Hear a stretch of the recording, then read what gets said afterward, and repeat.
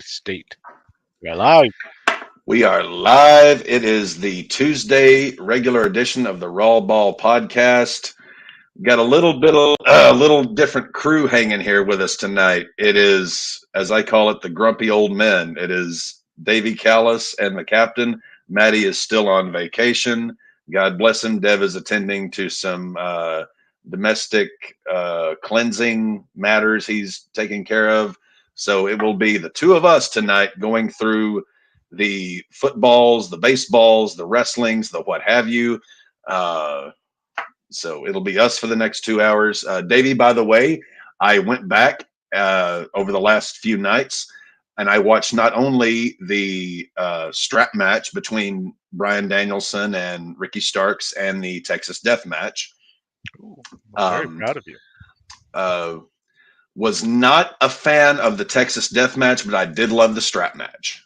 I thought that was one of the better strap matches I have seen in a long time. I'm not surprised. We're both marks for Bryan Danielson. So thanks for that recommendation. I really enjoyed that one. That was a lot of fun.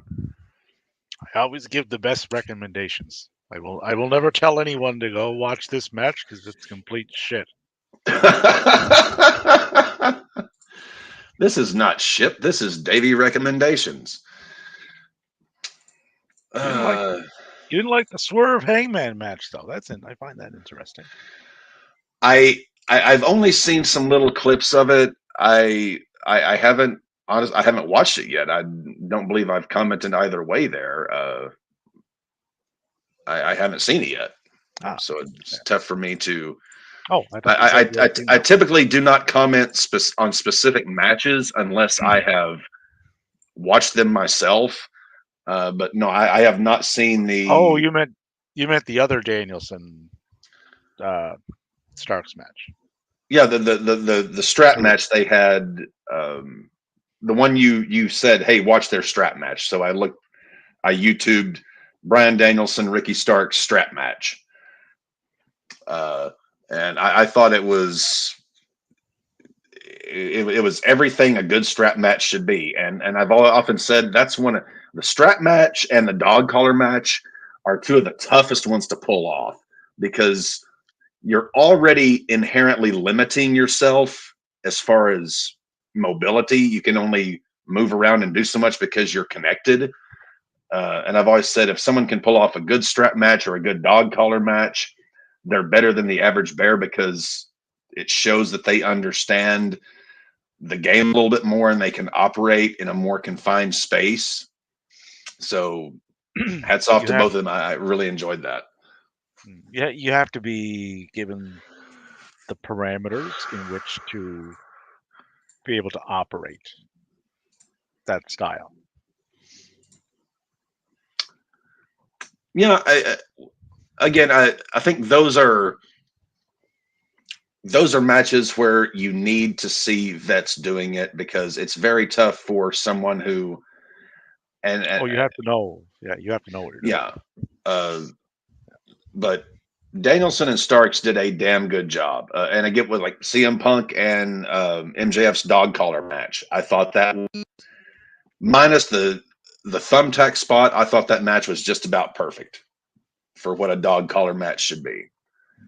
But anywho, first story I saw today that I just had to get Davey Callis's opinion on because I was not aware of this until about 20 minutes ago. It appears as if Shohei Ohtani had a very long meeting with the Los Angeles Dodgers.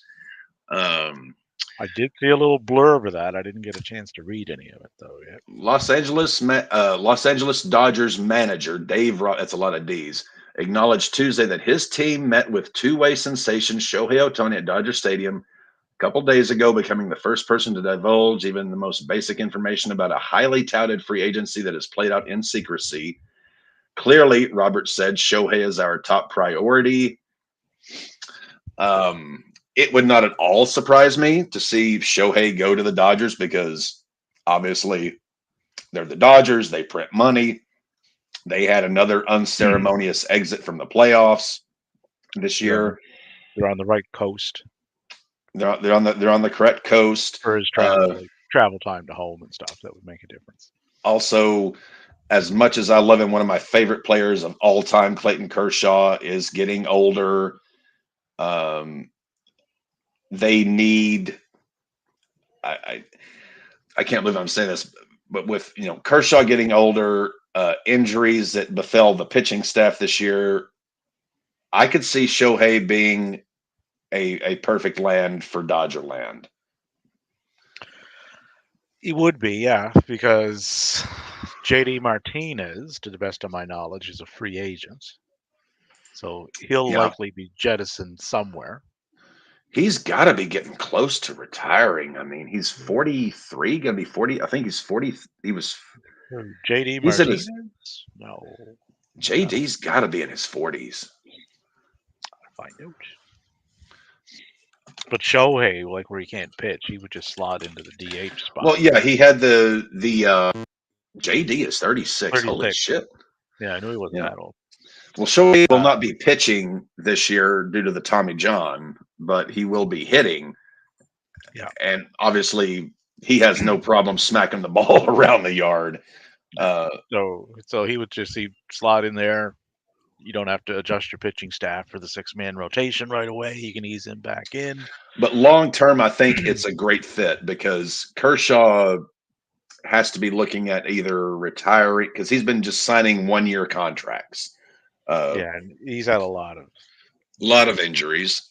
yeah, they're adding up, especially on a pitcher. Like Yeah. been pitching since 2008 too. So he's been at it Yeah. for 15 years. Like, and he's Well, what? and he's also he's one of he's a big dude. He's like 6'5", 6'6", and he's had a lot of back injuries. And as we know, Bull Durham, he's not bending his back on his follow through. As a bigger guy myself, I'm 6'4". Whenever you're bending your back like that, it hurts like hell sometimes. And as that multiplies over the years, I understand those back injuries for him. So looking at Kershaw, the last 3 years, 24 starts, 22 starts, 22 starts. So that's all they're getting out of him, it would seem. And he's 35 years old. So you figure the average pitcher starts what 31, 32 games a year, so he's missing. Usually ball goes to playing usually 32, 33. So you said he was sort of like 22 divided by 33. So they're getting roughly 67% of him. Now, when he pitches, he does pretty damn well, minus the playoffs, which everybody knows that. But they're only Now, getting 2/3 of him. now his numbers are good. Like his Oh whip yeah, was 1.06 last year, was 0.94 the year before, 1.01, 0.84, 1.03. Like that's fine. He's not putting yes, people on. that's more than fine. If Yeah, you only get that, if you get that, but you're still only getting it 67% of the time, he's worth holding on to as long as he's putting out those numbers. I'm not. I'm just saying. I think his time may be limited. Not that yeah. his skills haven't diminished so much as just hey, I he's think getting older. There's I think only his time as a starter might be over. What if, and this is the what if category of the show, but what if they John Smoltz him? made him a closer. You put it you could for the innings that he's able to pitch, you could slot him in there from 8 to 9. Still got the arm to do that. I wouldn't Pull be out. opposed to it, except for this little fact: his velocity over the last 5, 7 years has really ticked down. And when you get to those late innings, But you well, your velocity would go up because you don't have to pace yourself for however many innings you're going to get. You can go a little bit more out, right? Because I only got to get from yeah, here to there. It's a shorter run, right? But I'm his not opposed to it by any means, but but but his Ks per nine was 9.4 last year, 9.8 the year before. Took a little shot up in 21 with 10.7, but the year before that it was 9.6. The year before that 9.5 and 8.6. So going back to 2018, he's in that 9.5 range on average, right? Yeah, again, I am not at all opposed to that particular idea. Uh, I when I think closer, I think fireball rather than placement. However, we did see in the big leagues this year certain teams em, Utilize. utilizing, yes, utilizing guys in the eighth and ninth inning who were not necessarily fireballers and Your were good. standard. Yeah, Yes. yeah. The game So adapts, right? there is there is a market for that. So I would not be opposed to it. 6 years ago, it was unheard of to have a closer open your game, Hmm. and Tampa now, Bay started that, and now it's becoming fairly yeah, common practice in occasions. yeah. So the game, changes, it evolves, right? That was Yeah, always the case, though, right? Your closer was a one-inning guy who threw really hard. He may not have known where it was going all the time, but he threw really hard. So, well, we've also batters are different we've too. seen the far end of that spectrum of guys who are total fireballers, but their control is so lackluster that they wind up Yeah, walking guys, which is the yeah, last thing you want done yeah. You don't, in the night. you don't want a closer with a WHIP of 1.3. No. That's not going to win you games. Care who you are. Uh, some of the kind of happened with Josh Hader, who's had been arguably the top closer in baseball for 3 to 5 years, give or take. Hmm. All of a sudden, he started walking guys, Yeah, and the numbers reflected that. yeah. You But don't have the control, and save if you lose your velocity, right? Some guys can yeah, adjust, some well, can't. That's all with they great are. velocity requires great control. With diminished velocity, it's not necessarily control so much as location. There's a difference. Uh, The batters are a bit different now too. yes, A and, hundred and mile an hour yeah, fastball today is not yeah, the same as that's 100 mile an hour fastball 5, 6 years ago. they see that shit in college.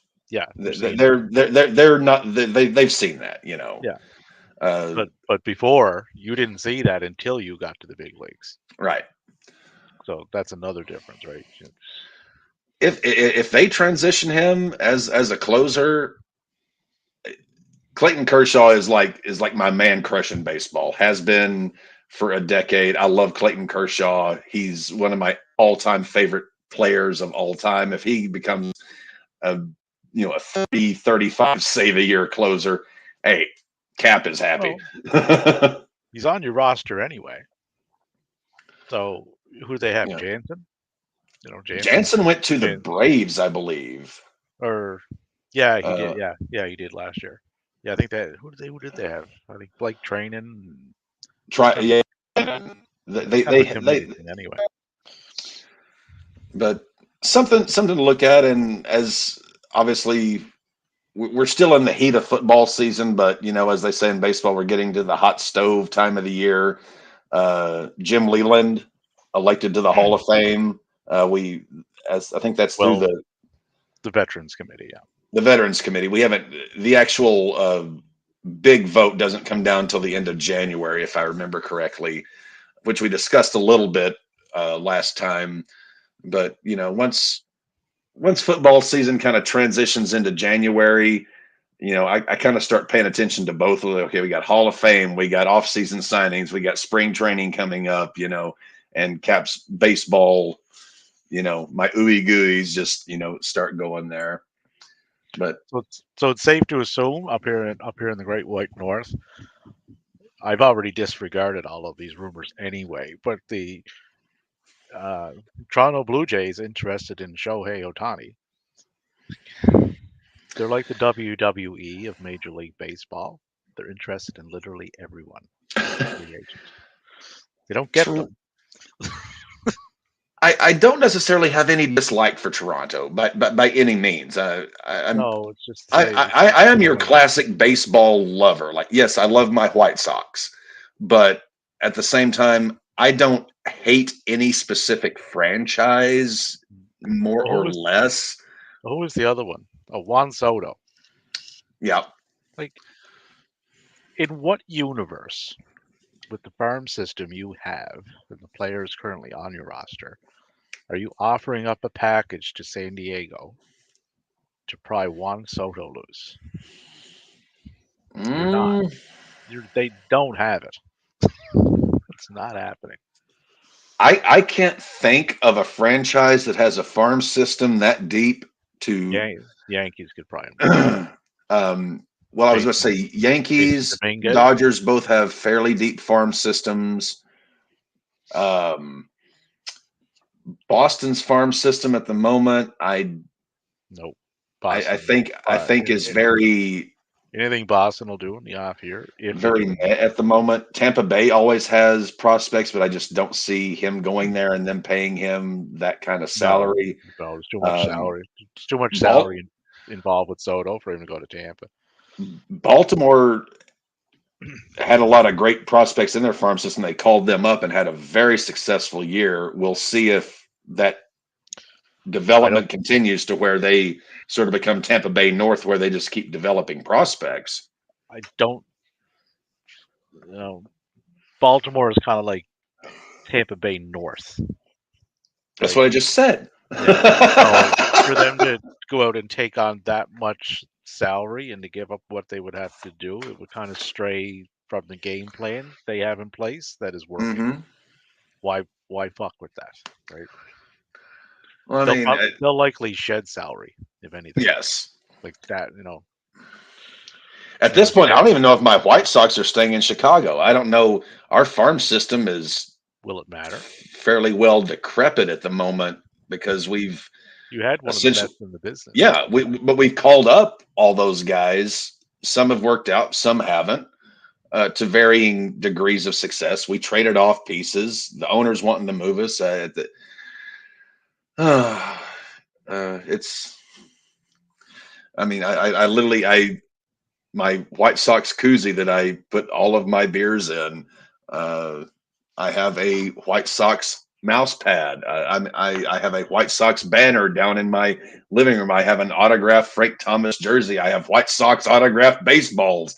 I am a White Sox guy, but my team at this point, I don't know what the fuck we're doing, and it hurts. Damn it. I've Fenway Park. I don't know if I'm We putting need in that help. section. Yeah, a lot of it, yeah, yeah. More Yeah. more more help than will be available in the entirety of the year 2024. So I wouldn't get your hopes Oh God. This year I was being I was drinking the Kool-Aid thinking, okay, maybe because I told everyone last year was the year where we got to do something or shit's going to get blown up. And then coming into and we didn't do squat. Coming into this year, I was like, okay, maybe we have a a little bit of a shot if we do things just right, get some momentum. If this new management works, we'll be and it just so I'm back to where I was back in 2015, 2016, just like, oh fuck, here we go again. But anywho, that's life as a fan of your franchise. But getting would to make the go would be ahead. a good landing spot. Toronto would make a good landing spot for JD Martinez. He would hit I can see that. Oh extremely yeah. well in that park. He can still play a Yes. little bit of outfield. He can play a little first, I think. So he can spell Vladdy, right?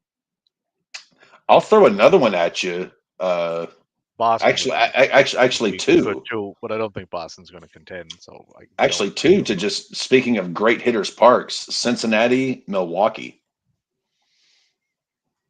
Milwaukee won't spend the money because they don't have it. Cincinnati is similar to that, but I think Cincy needs. I think Cincy will Cincy focus more did on so well pitching. this year with so little that Mm.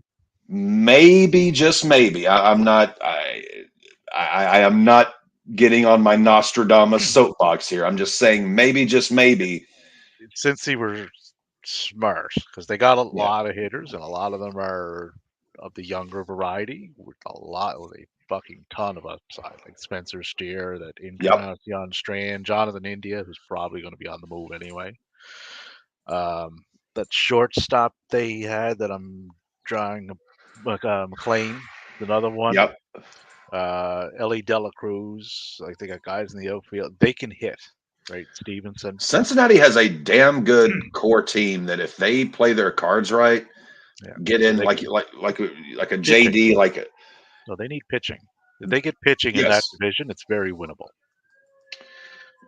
Cincinnati's in a very good place right now. They could. My apologies for the fire engine going by the house.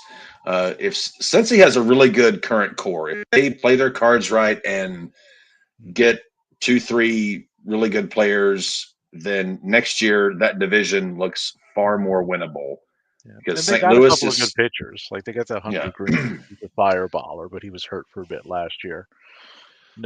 Nick Lodolo, like he's a Mhm. good young pitcher, but they're young too, right? There's growing pains with young pitchers. They take a little while to figure it all out. Milwaukee, they are still trying to figure themselves out. St. Louis is trying to figure themselves out. The Cubs are trying to figure themselves out. The Pirates are the Pirates. and I Well, mean, the Milwaukee DFA'd Woodruff too, right? Or I did non-tendered, not I should say. I did not know that. Yeah. So he's out for the year. He's surgery, right? But somebody could That's right. grab Yeah. him, stash him.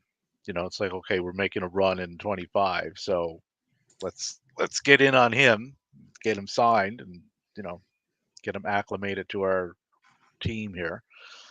Mets would be a candidate for that because they were a bit of a mess last year. So 224 may be a bit of a let's right the course ship year. Well, escaping the baseball, going to the pigskin. The reason I wanted to bring this story up to start with is because I know you are the biggest Aaron Rodgers fan in the world, Davey.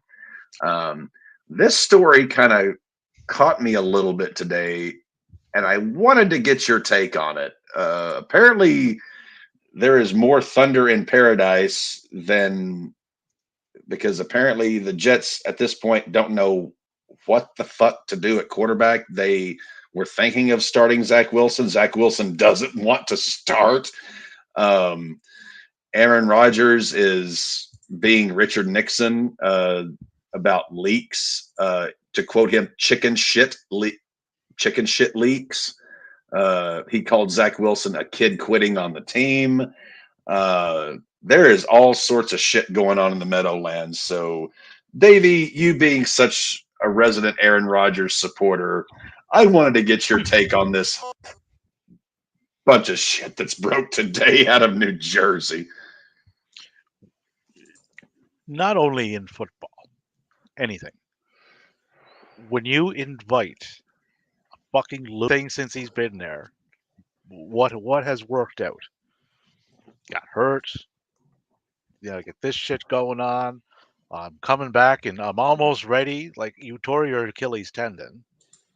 Like, you're setting false expectations for the fan base, for the team, for the players on the team, especially at the quarterback position. You got that looming over your head all the time. Like it was just a bonehead decision.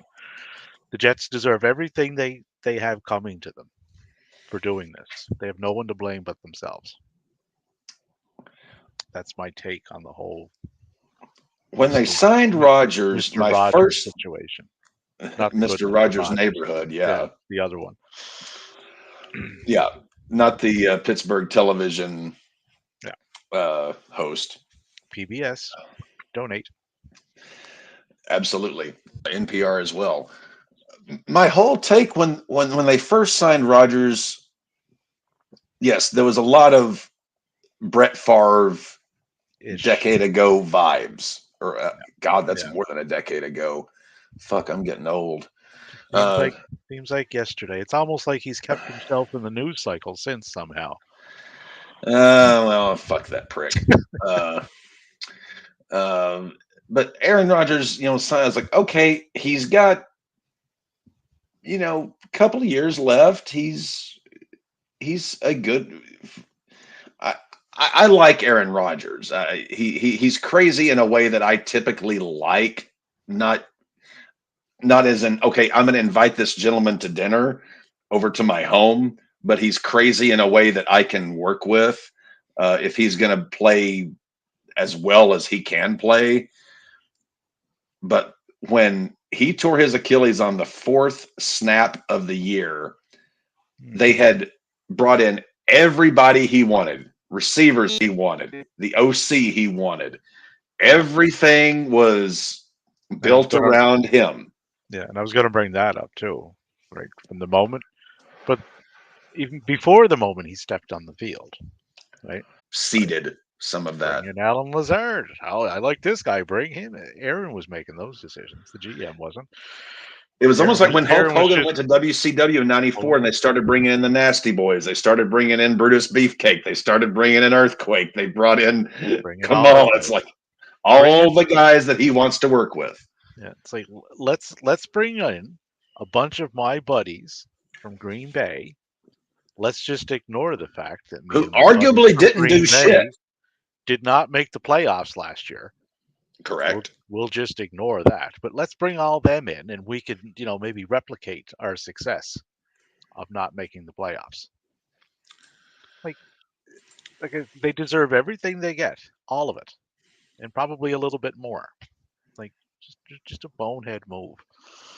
All the money they spent on him, like they could have used that somewhere else, right? Like bizarre. Being a The Pats fan, Jets. I'm all for it. Keep Go Jets. Keep it up. Good job. Well, another story that came out, and this is kind of close to your heart, Davey, simply because of your fantasy team. I'm Trevor glad Lawrence. Hey, for somehow, and you have managed to do something that I've never seen in my entire life, especially in a league of this size. I'm a mystery wrapped Somehow, in a riddle. it's week 14 with a 5-8 record, with a win and some luck, you can make the playoffs. Yeah, I need three. Yeah, I need three teams to lose, and I got to win.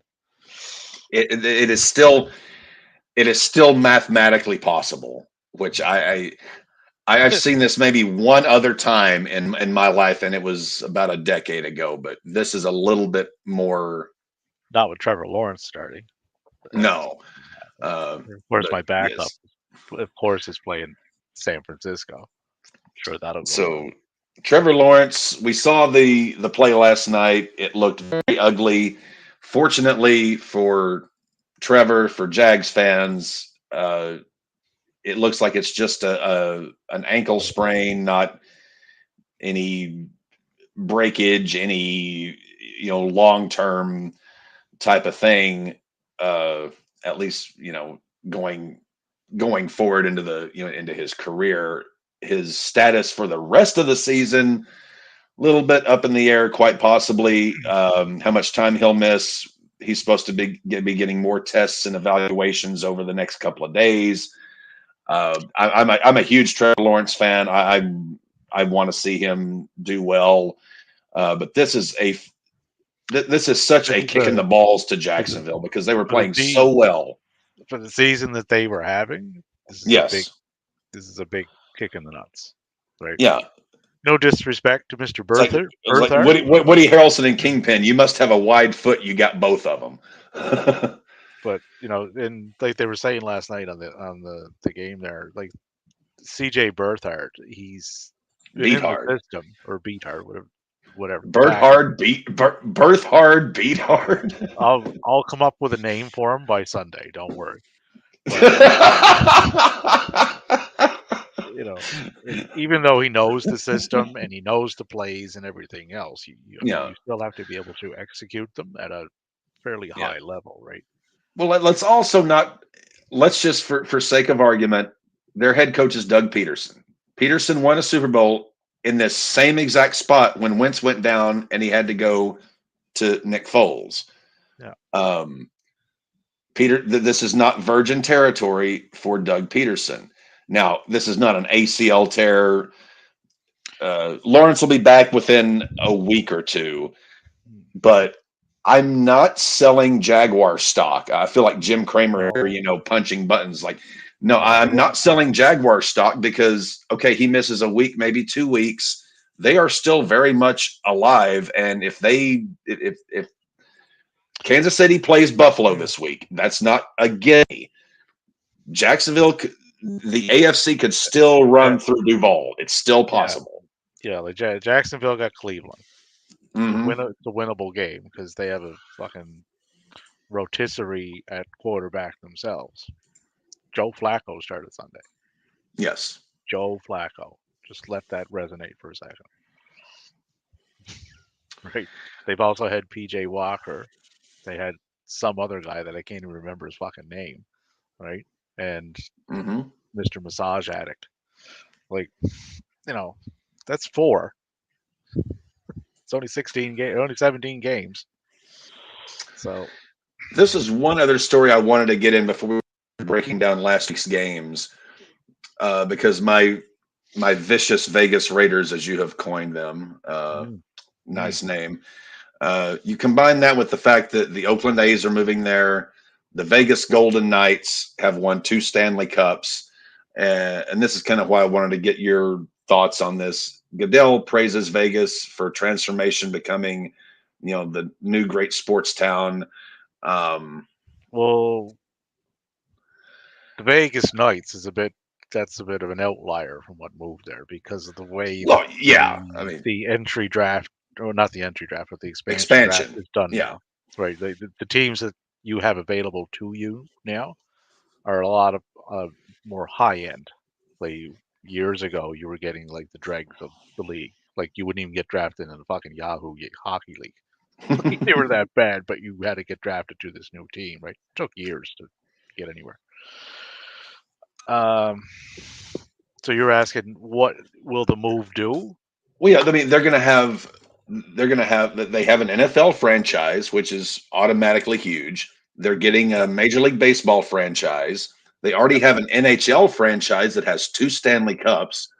Hmm. It's quite possible if an NBA team in the near future decides to uproot, hey, shit's going good in Vegas, let's go there. Well, I think You you'll could get eventually have representatives from all 4 major North American sports with a team in Las Vegas, you will. which I don't think there's another. Is there another city other than maybe New York and Los Angeles? See, Well, Chicago, New York, Los Angeles, Chicago, yeah, Chicago, Dallas, Detroit does. There's, Detroit. So there's that a would few. be one of 6 top American sports cities. Yeah, there's a few of them. Right. And to think a decade ago, Vegas Dallas. didn't have shit. They didn't have a single professional team. And now here we are a decade later, potentially having 4. Hmm. And That's and and the thing is with Vegas, it's a very different animal than like a New York or Chicago or anything because their populations carry that, right?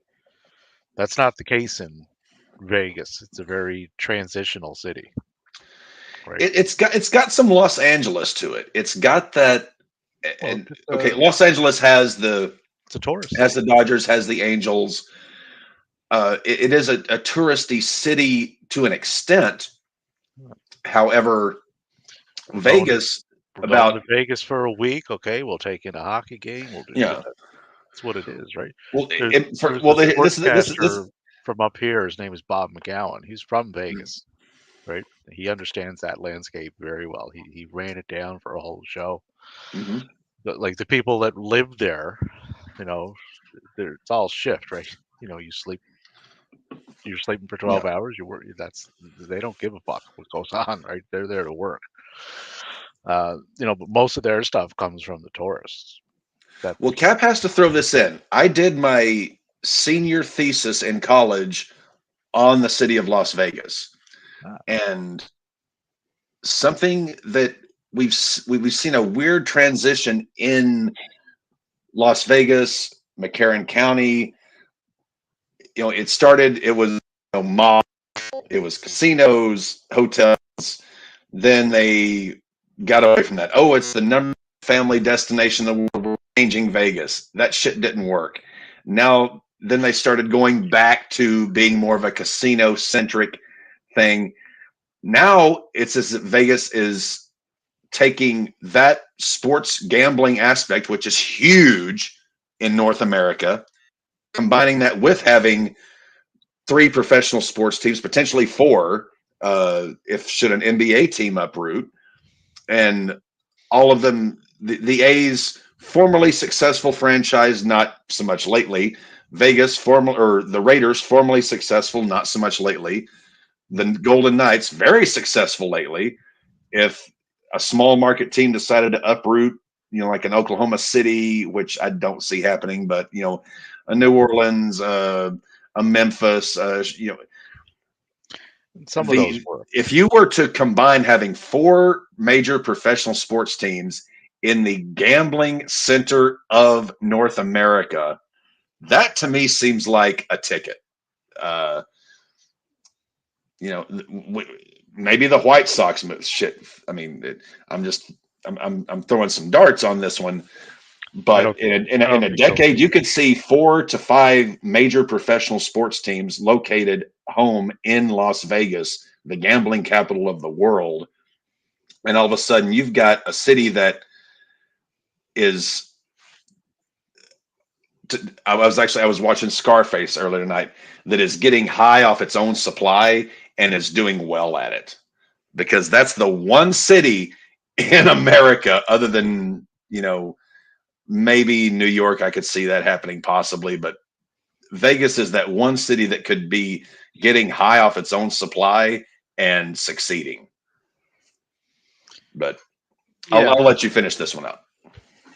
Yeah, Vegas will work as a sports town. Right, it's proven. And a lot of people were skeptical of it when it first came about, right? But Yeah, some relocations work, like Phoenix doesn't. Like, you're out in the middle of nowhere in the desert, no less. Like, you got to travel a while to get to fucking that arena. So that doesn't really work there. Some sports work in but areas. you also you have you've got Reno, you've got Tahoe, which is close. They're yes, it's in the desert, but it's not completely cut off from society the way it was 40, 50 years ago. I mean, you can in my profession, my personal profession, I see all the time people migrating and doing trips between Reno, Tahoe, Vegas, Salt Lake, that whole little area. It's just sort of like like I call it the Georgia Florida incestual panhandle, where they just are constantly moving back and forth. That's sort of what you have down there in that region. They're constantly moving about. I am curious for the Oakland move. Are they gonna? Is that have you? I haven't seen anything. Is that gonna start this? They're still building a stadium. So is Oakland going to be playing in the Coliseum? I call them Oakland. Yeah, I believe so. Yeah, they'll be playing in the Coliseum this year. So I'm guessing they'll be breaking ground on a new major league stadium, unless maybe it will be brand new when they get there. Yeah. Now, and again, I miss some things sometimes.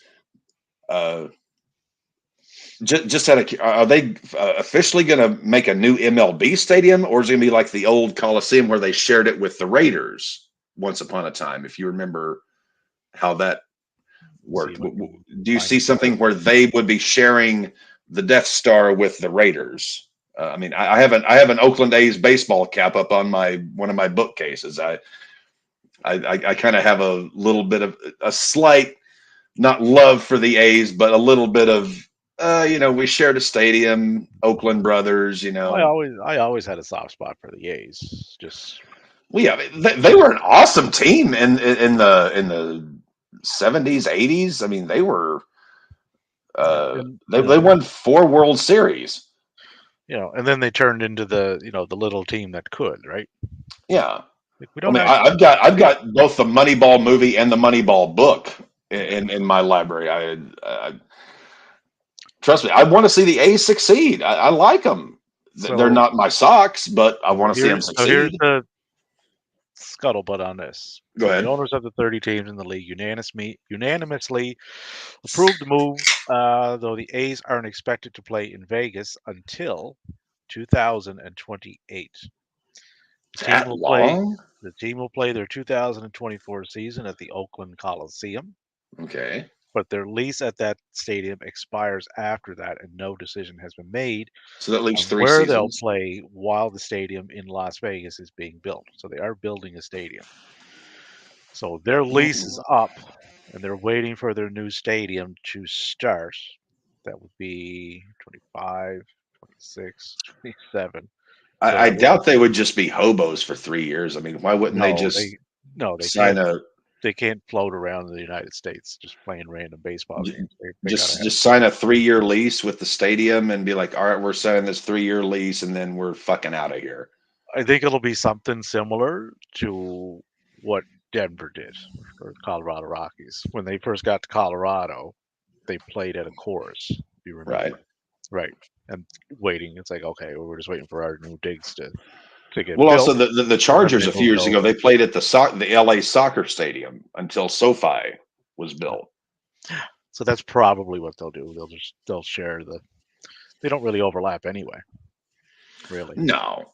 because by the time the NFL season starts, it's what September. Hmm. They only play on Sundays, so you just don't book any Major League Baseball game Sunday afternoon or Sunday. Put And them on the it's not road. as if the A's would be in the playoffs and would be Well, needing that you stadium. never know with Oakland. Uh, Many You a never season, know, but I pegged them for last, and lo and behold, you look up at the end of September, it's like, how in the fuck do you have 96 wins? Like, I don't see that just with the team they have constructed. But well, before we get into the NFLs, Cap's gonna visit the latrine. I'll be back in just about a minute. Davey, but anything you want to touch on while I'm gone? Feel well, free, my friend. just on the Oakland part, like I'll be interested to see what that organization can do with some influx of monies because they were able to do it without it, right? So they got that same kind of management team in there. Like they could really do something, right? Um, Washington was like that. If you remember, Washington moved from Montreal. Montreal didn't have any money, but they were always able to put together teams that could win. They just couldn't keep them. That was the problem. You know, get to Washington, a few years after that, World Series ring, right? The rebuilding again. Washington just got the number one pick too, by the way, in the draft. 2% chance, and yet they still won. So kudos to them.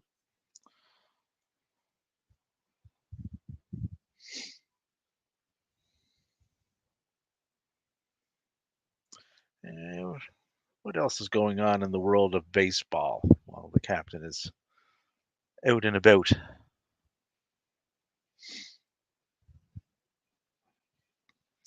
So, so this season for Oakland is pretty much a lame duck season for them in Oakland. It's their last season, and everybody will know it. So, I hope the fans turn out in droves to see that team in their last season there.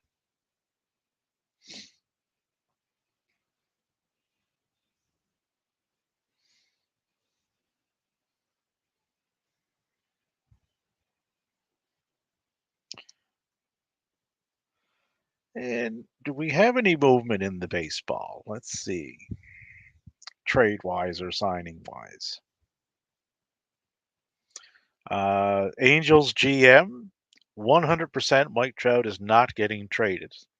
So it looks like the Angels are going to load up for another run. Hopefully that works for them this time and they do a little bit better. As I was saying, the Guardians win the Major League Draft lottery, so they'll pick first. Another team that's always money strapped. Uh, GM Dana Brown says Astros will not be trading Alex Bregman this offseason. That And when we were talking on the Orioles earlier, so it looks like they are still going to go with the youth movement. Highly touted shortstop Jackson Holliday, the consensus best prospect in baseball, will be given every opportunity to make the opening day roster. They are putting together a scary, good young team. Uh, Holliday, you may remember that name, Matt Holliday. So Jackson would be the son of. So another second generation star in that division to go along with Vladdy Guerrero Jr. Bo Bichette. His dad played for the Rockies among many teams, but he started for the Rockies. Rangers signed Kirby Yates to a 1-year deal. That's interesting. I've got a very big soft spot for the Orioles. I've got a Cal Ripken autographed baseball on this bookcase. I've got my Brooks Robinson autographed jersey behind me. A friend that lives just down the street, who is a huge, huge Orioles fan. Go I Orioles! Hey, if I they, I I love really like Camden Yards. It's arguably the most beautiful park in baseball. Go Orioles! Hey, have at it, brothers. yeah, I really like the way they're going about putting that organization together. They took their time. Like you could tell they sat back and say, okay, let's come up with a game plan and let's stick to it. Let's not stray. They could have very easily strayed from that last year, right? They could have did it this year, Yep. and they didn't. Right? They're staying the course. So kudos I to them. almost kind of see baseball the way you see pro wrestling. Like I'm like the baseball guy. I want to see every team. I want to see baseball grow and grow. It's my favorite thing on planet Earth is Major League Baseball. I I want to see every team succeed. I want to see the White Sox win the World Series every year, but I want to see every team succeed. Versus pro wrestling, where I would like to see WWE go bankrupt. I would like to see certain things happen with baseball. All 30 teams. Hey, as long as you're not playing my Sox on a given day, do do well. I have no real love loss for any. I'm not gonna say fuck certain team or whatever. I I love baseball. I want to see baseball succeed. I I I like all the teams except for two. They Which two both would those be? I have to. I'm guessing the Yankees because you're a Red Sox the guy. Yankees are one, and the other team that resides in that same city. I have no The fucking Mets. use. I have no use for them whatsoever. Well, we could do a whole episode on Metscapades. Yeah. Honestly, I have to say this, and please forgive me, RAWBall Nation, for saying this if this comes off as odd. For some reason in my life, I've managed to accumulate at varying periods a lot of friends who are Red Sox fans, and I get it; they're one of the bigger teams. They have a wide reach. You have a Um, very, very well educated set of friends. I've also had friends over the years who are Yankee fans, not near as many, uh, but I will say this: I don't have near the problem with Yankees fans as I do with Cardinal fans, which is where I reside in Cardinal country. I'm kind of like sandwiched in the middle between. I've got Royals, Cardinals, Rangers, Astros. I'm kind of sandwiched in the middle. I would far rather sit at a bar and share drinks with a Yankee fan than I would a Cardinal fan, and that's one of my favorite restaurants to go to in Fayetteville. I've mentioned many times Foghorns. If you're ever in Fayetteville, go there. The owner is a huge baseball fan. The place is decked out in Cardinals memorabilia. He's an awesome dude. The food, if you're ever in Fayetteville, Arkansas, Foghorns restaurant, it's awesome. But I would rather hang with Yankee fans than Cardinal fans just because they annoy me less. And that's I don't know what it is. Yankees fans annoy me less than Cardinals fans. Hmm. I cannot explain it. The Yankees, yeah, they're braggadocious and boastful and smelling their own farts a la South Park, but they've got a lot of farts to smell. They've won a shitload of World Series. The Cardinals have won a lot too, but they seem to somehow think they are the Yankees. They're not. I, Uh, I I have no such disdain for the St. Louis Cardinals organization. I think they're fine. no, they are no, I've said that I've been on record saying this. The St. Louis Cardinals are arguably the most well-run organization in professional baseball and have been for the last century. They are the organization who started spring training. They are the We'll, organization we'll that, just we'll just CGI out last year. yeah, they are the Uh, organization that, again, and this all comes from the guy who brought Jackie Robinson up to the major leagues, the Brooklyn Dodgers GM. Uh, God, I'm blanking on his name. Uh, gosh. Uh,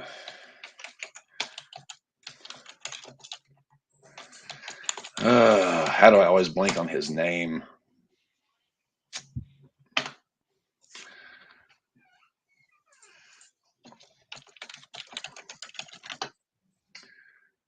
Branch Rickey. Branch Rickey was the GM for the St. Louis Cardinals, and he was the guy who started the idea of spring training, started the idea of minor leagues, brought Jackie Robinson uh, to the big leagues. Uh, the St. Louis Cardinals are arguably the most well-run organization in baseball. I would throw the Atlanta Braves in there, whom I despise as well. Kayfabe despise. I don't really hate any of them, but Cardinals and Braves, I despise them. Um, yeah. The Braves, I have a lot of respect for how they run yeah, things. they are Speaking of they the are Braves, incredibly well-run organizations, and the that's Braves picked up, which I just seen earlier from Seattle, Jared Kalenic. Kalinic's a good player. Yep, young, Kalinick is a young. he's young. Still sorting things out, but there's the talent is there. You can see it, right? He's a very good player. I hate the fact that the Mariners gave up on him. I don't want to say so early because he's had the shots, but the Mariners are not nearly as adept at developing players as the Braves are. Julio Rodriguez is an apparition. Julio Rodriguez is phenomenal. That kid is gonna possibly. I think he and Ronald Acuna will be the faces of baseball for the next 3 to 5 years. Yeah, Um, Rodriguez is phenomenal, but the Braves, again, like the Cardinals, they know how to develop talent over the long haul. And Kelnick going to the Braves, I think, is a phenomenal get for the Braves. I would compare that with Will Ospreay, him going well, they to the Braves can not only develop the talent, right? They have yes, the eye to find it. yes, Some teams, some teams have one of those. They can find the talent, right? They can spot it. They just can't develop it. uh-huh. If you can get the two of those working in concert with each other, you end up with your Atlanta Braves, or you end up with your Tampa Bay Rays. Rays have that ability, Find them and develop them. find them and develop them. One problem with Tampa, they have a hard time keeping them due to the financial issue. Braves don't One more quick thing have before we that. get to football, just because I saw this last night and I wanted to broach this subject with you. Okada, his contract is up with New Japan in January. He has not re-signed yet. No, Supposedly, he is looking. He's 36 years old. He is looking at AEW and WWE. yep. I said Osprey is a signing that WWE missed out on that they are going to completely regret. Mm, Okada, do you think he stays in New Japan? Does he sign with AEW? Does he give WWE a go? Where do you think Okada ends up? Because the bidding war of 2024, him and MJF at this point seem like the two big free agents. I think if he comes to the States, and I'm not sold on the fact that he will, because Nor am I. his wife works in Japan and she does quite well in the job that she has. But um, it's gonna Okada's a little bit older, right? Like he got He, 6, almost he's 7 years on. he's a year younger than Cody Rhodes. Well, but he got 6 or almost 7 years on Will, right? So there's a little difference there. But Yeah, if he could, and he won't get, I don't know, he won't get the dollar figure Will got because due to the age and everything else. But if he could get a deal similar to what Will is doing, where he can still work Japan, still bounce back and forth continent I wise. let if I sign here for X amount of dollars for 3 years, right? That puts him almost 40. I still want to do my Wrestle Kingdom. I still want I want to do the major shows, right? Which WWE probably would not allow. You can take probably out of that sentence. They won't. Well, I They said don't. probably because Vince isn't there anymore. They don't I work. would say No, definitely if no, Vince was still Captain. there. They don't work with New Japan, They don't, but this and would be and such they a great opportunity to do and they so. and they won't work with New Japan because AEW works with New Japan. That's not going to happen. People have to get that notion out of their head. It's not happening. The friend of my enemy is not my enemy. You know, But Paul tried to undercut their relationship last year, Paul right? did. Yes. Right. I Come, did not hear about come that. with us. Do a partnership with us. If they New Japan informed Tony of that, right? Like, you know, working with the people from Japan or New Japan, right? You have to earn their trust. If you don't have it, it's not going to happen. Yeah, but you should have to earn the trust with It's a, it's with any promotion, yeah, but it's a territory, different whatever. dynamic over there, right? It's not the same. You know, it's how they view Yeah, things differently, right? and the Japanese people historically tend to view honor and They're your very word honorable. as very Exactly. That's where yes. I was going with that, right? They're very honorable people, right? And they value that. Your word is your fucking bond. Yes. You shake a So man's hand, you bow. you Your know, word is your bond. so if he does go to WWE, right, for the period of 3 years, we'll just use 3 years because that's pretty standard coming in. Okay. Yeah. So you have no Okada at Wrestle Kingdom, Dominion, Resurgence, no G1. You pretty much eliminate anything that he's done as far as it being recognized or mentioned to any great extent. They may allude to it, but that's about it. So that's all gone, right? The fan base in WWE, for the most part, are not very familiar with Okada and what he has done. I would say So maybe 15, that 20% that's are the familiar, and that's yeah, being generous. yeah, no, that's probably about right. They know the name, right? They've heard the name a lot, but Hmm. you know they're not sitting down watching a fucking 45-minute match at a Wrestle Kingdom. They probably won't watch the one with Danielson in a month from yesterday. So he'd be fighting that. Well, who is this guy? He started, so he'd be starting from scratch there too. So it would be whatever character they would develop for him. That fucking scares me because their track record with people from that country and Hmm. of that Is not good. no, it's not. Look at what and yes, they're doing wonders with Shinsuke Nakamura right now. I absolutely love what they're doing I there think that's with more on Dave Cody. Shinsuke than them, to be quite honest. No, what that is, and right. Look at how well we're booking Shinsuke Nakamura. Look, he's on Raw every week. Look how well we're presenting him, and they are right now. Also, look at the last 8 fucking years. You had him playing second fiddle to Rick Boogs, Yes. right? You got Tozawa in about the most stereotypical role possible backstage, right? Like, you know, just be careful where you're signing, right? Like, it's not.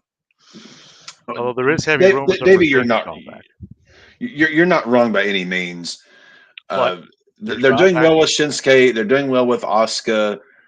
But there's Uh, drawbacks to him going to AEW too, right? Because that roster, it's not as. This is another common misconception too. The AEW roster is not as big as the WWE roster. It's about 30 in the difference, right?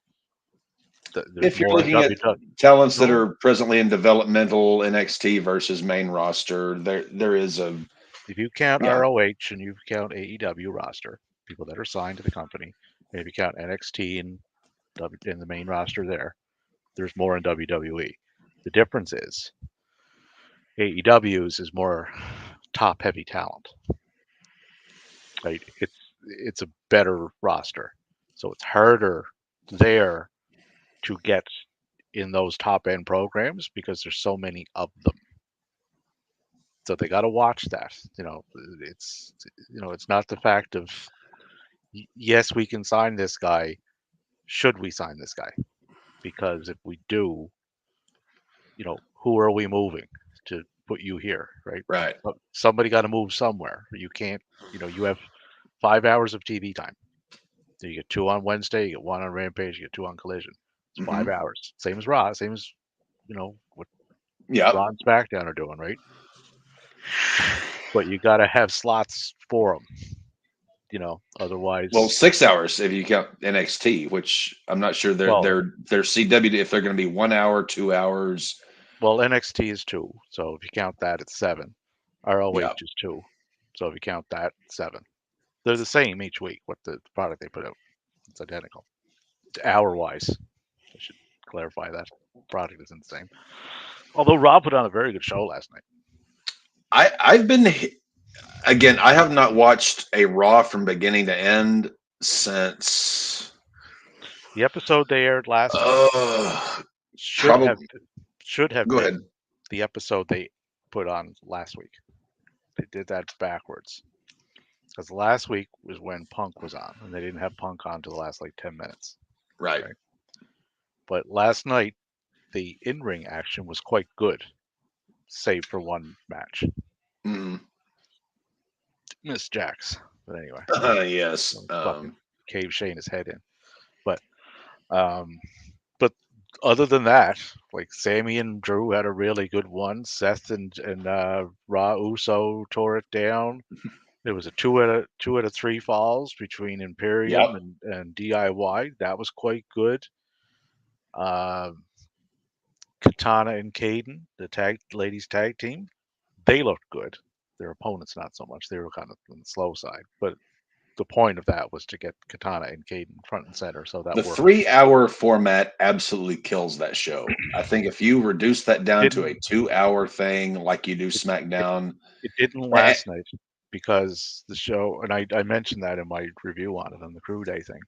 Um, the show flowed really well I because haven't watched a Raw from beginning to end in probably well, 9 months. there was enough Uh, matches on it, and the way it was done was the matches and the little stories they told leading up to it. They all progressed certain stories forward, and they're doing right? Cody Shinsuke next week, if I heard correctly. They are, yeah, yeah. Which, hey, I say kick that'll be ass. yeah.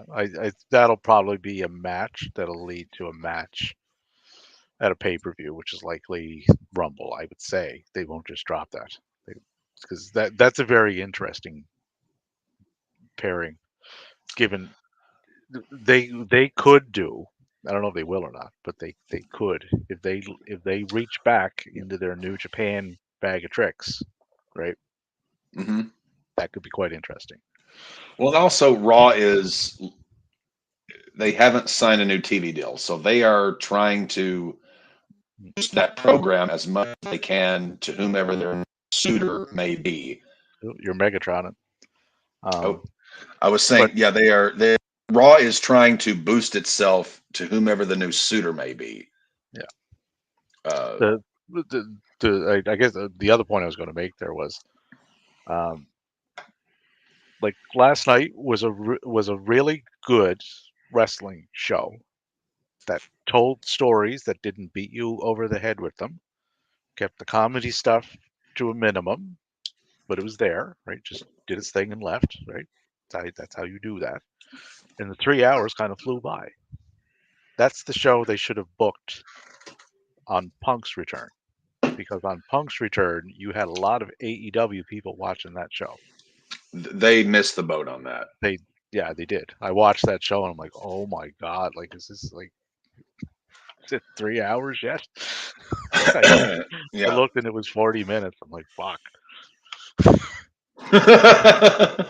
But last night that wasn't the case. It flew by. It was quite good. So I was Well, impressed last night.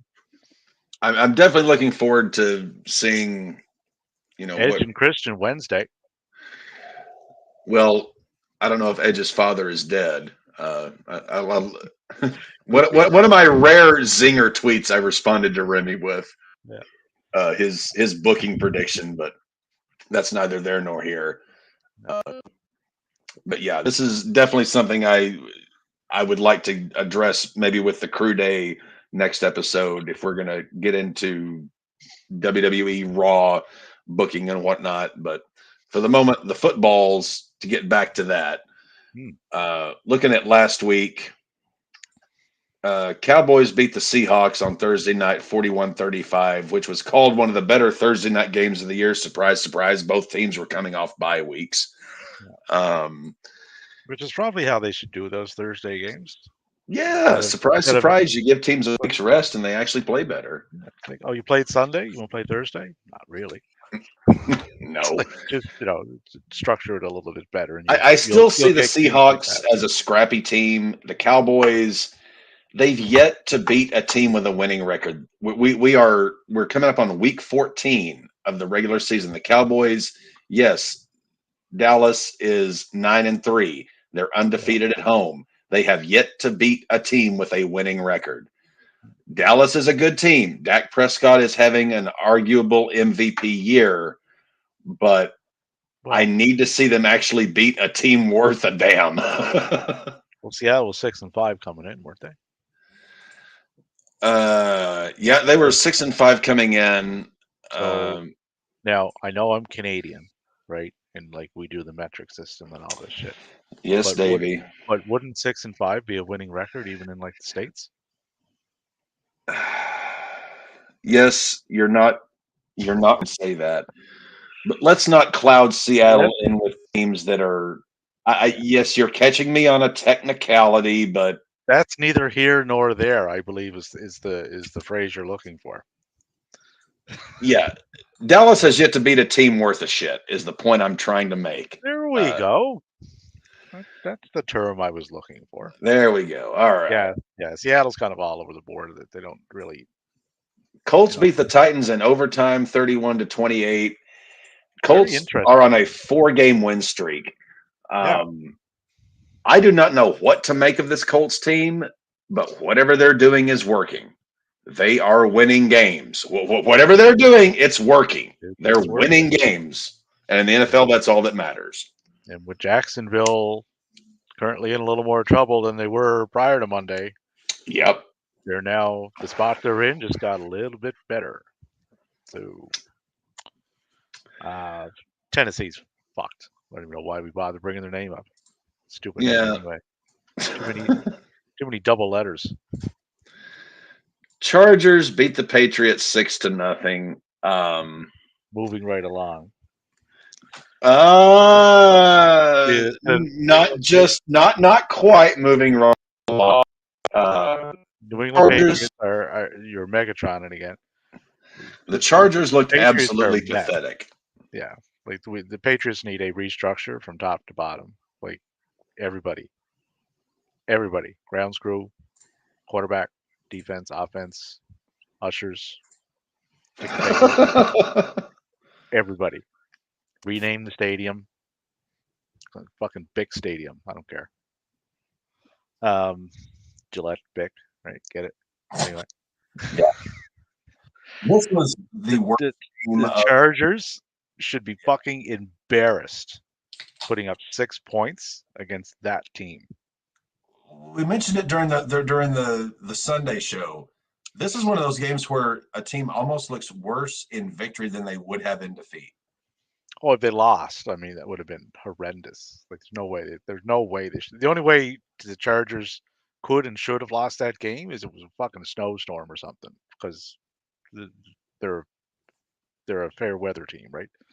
Yeah. But that wasn't the case. Like, putting up 6 points, it's like 2 field goals. Well, it wasn't even a touchdown and a missed point after. No, It's it two was two field field goals. goals. And apparently Dicker could only do it from 38 yards because that's where both of them were from. Like how one-dimensional is that? But Both teams are absolute abysmal messes, and I have Eckler rushed for 14 attempts, 18 yards. 18. Yep. And he was the guy in the offseason saying, hey, pay me. Hey, pay me. Hey, pay me. No. How about we pay you per Why? yard? Lions Saints, this was an entertaining game, although you've been on this all year, Davey, and the more football I watch this year, the more I say to myself, Davey's got something here. Davey's right on this. The Lions, they let teams stick around too long. Mm-hmm. 24-7. And this Saints team was playing without Derek Carr for the last quarter and a half. I forget exactly when he went out. It was 2 of 5 for 41. Good numbers, but yeah. But going into the half, Detroit was 24-7. That's what they were up. Right? And they allowed 14 points in the third. And New Orleans outscored them in the 4-7-6. But if Detroit is going to do charging, they got to. If Detroit is going to do jack shit all or fuck shit all or whatever Davies' acronym is in the postseason, they got to correct this. They cannot play a San Francisco, a Philadelphia, a Dallas. They cannot play that way and win. They will get crushed. As SFA for the PG-13 crowd. Sweet fuck all. Sweet fuck all for the non-PG-13 crowd. I just don't want to curse on air. But yeah, like Detroit got to fix that, because if you're doing this to teams like the Saints, right, at 5-7, when you get in the playoffs, you're not going to be in the playoffs very long. No. Like you essentially would have to finish pretty high up in the standings to get, a lower team, or try to arrange it. With the way Green Bay is playing, as you predicted, we'll get to that soon. Yep. This division ain't over. Like the Lions would want to play someone from that division in the first round. Well, it won't be Chicago. It might, on an outside shot, be Minnesota, but more than likely, if they play someone from that division, it would be Green Bay. No. I mean, someone from whoever wins the Saints division. Okay. With the way they're playing and the way they're letting people back in, you want one of those teams in the first round, and then hope somebody gets upset somewhere else. Because if you keep that up, you're not going to last. You'll get trounced by somebody. We mentioned them at the outset of the show. Falcons beat the Jets 13-8. Why? Again, this is another one of those games that I feel the Falcons keeps them in where they need to be at 6-6. But I mean, all good on Atlanta, but it's like, really, you could only beat them by 5. That's your best. Jets have a better defense than the Pats. They do, but Jesus Christ. I mean, but with Tim Boyle at quarterback, I wasn't expecting much. I didn't get much. Tim Royd. And Trevor Siemian at quarterback, I was expecting even less, and got it. Well, I mean, you're 5-13. Do the math on that. It's fucking. You're down in the low 40% for completion percentage, 66 yards. That ain't it. -2 weather delays. The Cardinals squashed the Steelers in Pittsburgh. Granted, Kenny Pickett, for whatever it's worth, Buffalo Springfield, for what it's worth, they were out Kenny Pickett, but sweet Jesus Amesus.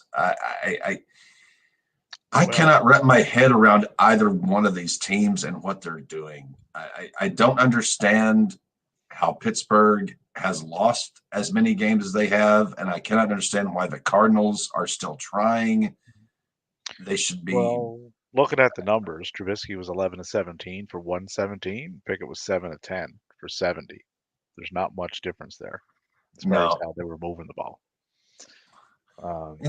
they're more or less mirror images, but Trubisky has no future. Pickett, No. if he gets No, a none. quarterback whisperer, OC, great guru that can kind of improve him, he still has a future. Trubisky's had his shot.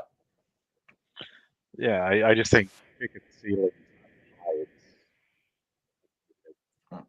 Dave, you went Megatron. Oh, sorry. I just said I think Pickett's ceiling is not as high as people had made it out to be. Oh, his ceiling is.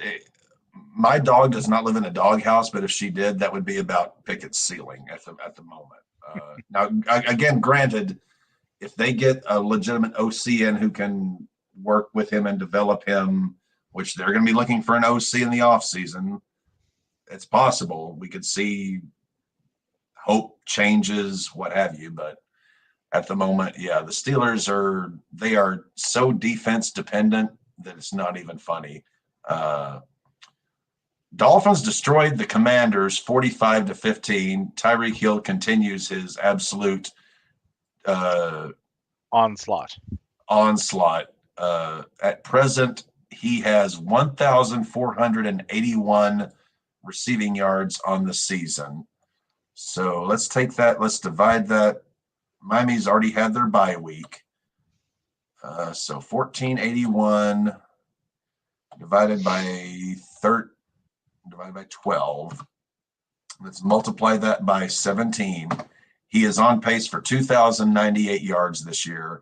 And in all of the what I call talking head shows that I've checked out during the week, there's still no mention of Tyreek Hill being the MVP of the NFL season. If he hits 2,100, 2,200 yards and 16, 18 touchdowns, he could have the greatest season that a wide receiver has ever had in the history of the NFL, and he will still lose out to Brock Purdy or to Patrick Mahomes or to Jalen Hurts. It's like What, for it does not. It does not matter how good a wide receiver or running back does. They can break every single record for their position in a single season. They're still not going to be MVP. Well, it ain't going to be Patrick this year. Never doubt. It ain't going to be Patrick this year. Well, we'll get to him. Mm. Let me rotate back here. Oh, well, Matty's not here this week, so Cap has to, for the first time in about 2 months, I actually get the chance to do this. And it's been too long since I've been able to do this. So, Matty, if you are listening, this one is for you.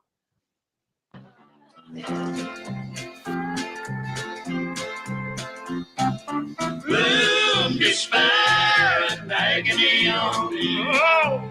Deep dark depression, excessive misery. Oh. If it weren't for bad luck, I'd have no luck at all. Room, despair, and agony on me. Room, despair, and agony on me. Oh. Deep dark depression, excessive misery. Oh. If it weren't for bad luck, I'd have no luck at all. Gloom, despair, and agony on me.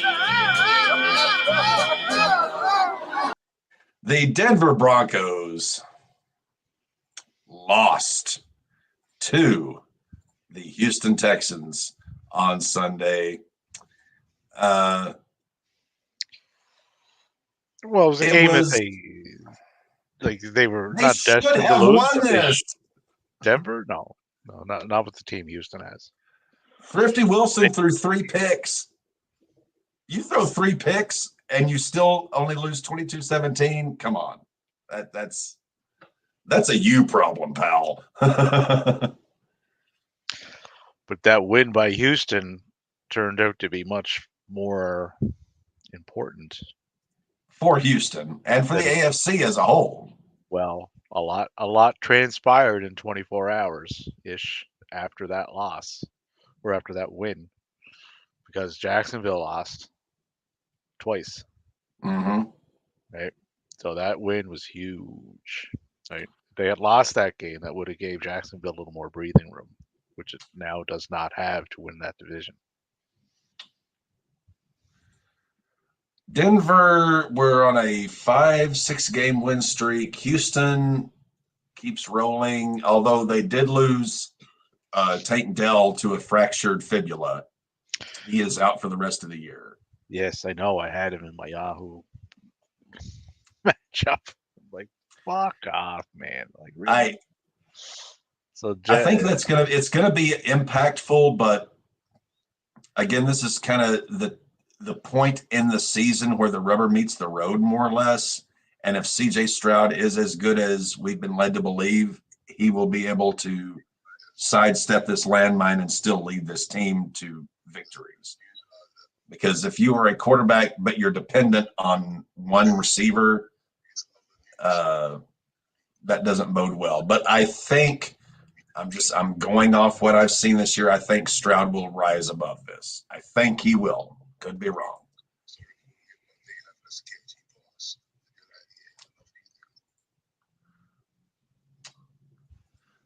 We've got next. We have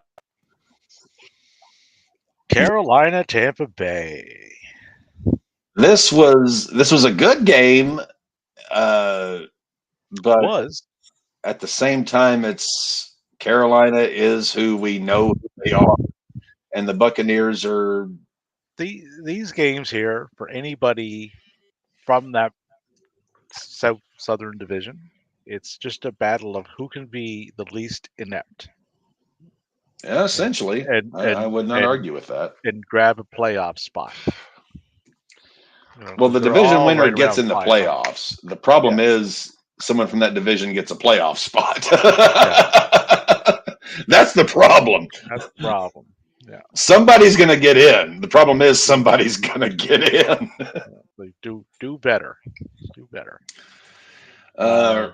Rams beat the Browns. It was 36-19, and I think this score, I think it wasn't as close as the score lets on.